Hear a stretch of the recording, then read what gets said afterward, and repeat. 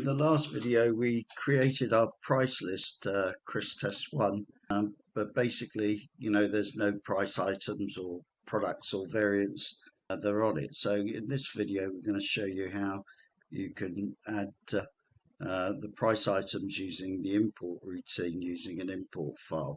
In another video, I'm going to just show you how you can manually add prices directly in AP, whether they be products or variants, and some of the nuances around those processes. But for this one, we're going to look at importing a price file, because obviously when you start, you're either going to be integrating your prices from another system, or you're going to be using some form of Excel or CSV to import those prices to begin with.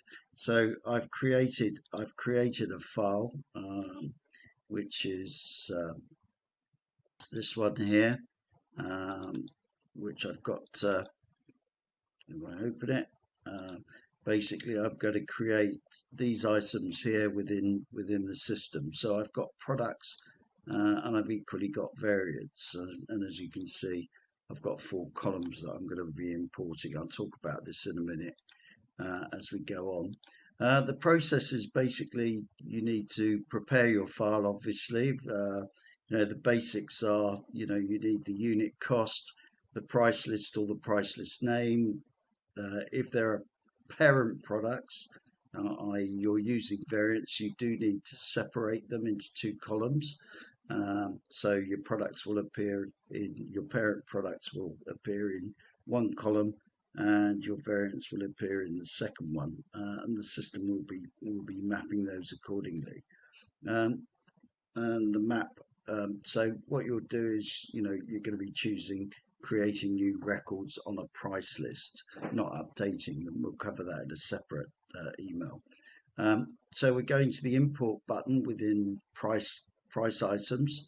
We're going to select our file, which I'll show you in a minute.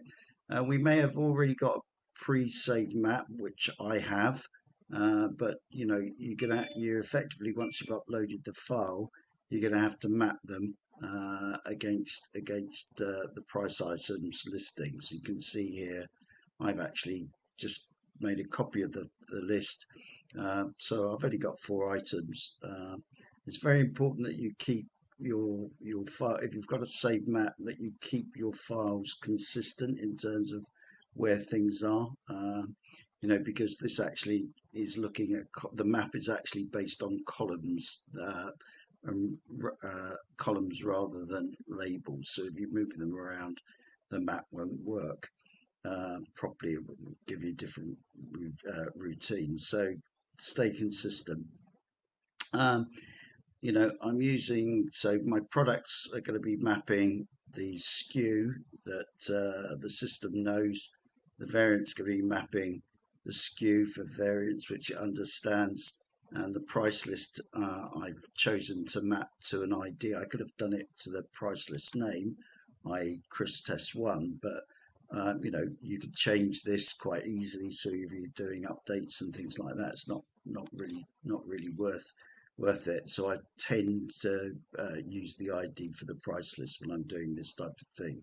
So once we're happy with the map, we're going to select normal, uncheck pick list, because that's usually set as checked, and then we're just going to submit the job, and what that will do is create those price items in under the price list. So here. So what we're going to do is just make sure that the file is shut. So navigate to price list, choose a price list or any price list, and then just get into price items and just choose the import button here. Select, we're going to be creating new records. I'll be going over the others in subsequent videos, the other options. We're going to browse to our file, which is PIM score, pricing, price items, test import items. It's going to take the first sheet in that area. Next, it's going to take me to the mapping element. You can see it's already recognized certain names in the file, but basically, you know, I've got to identify elements with unique fields, but I've got a pre-saved map here, which I'm going to be using. So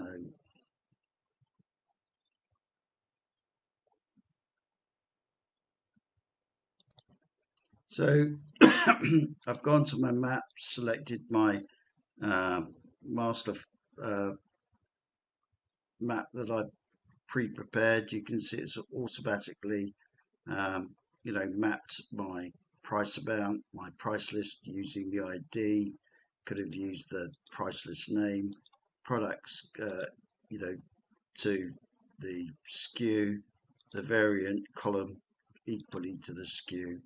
So, and I could have been using other areas to do that. I'm going to select the normal button here, untick this pick list, and then once I'm happy, I'm just going to submit the map.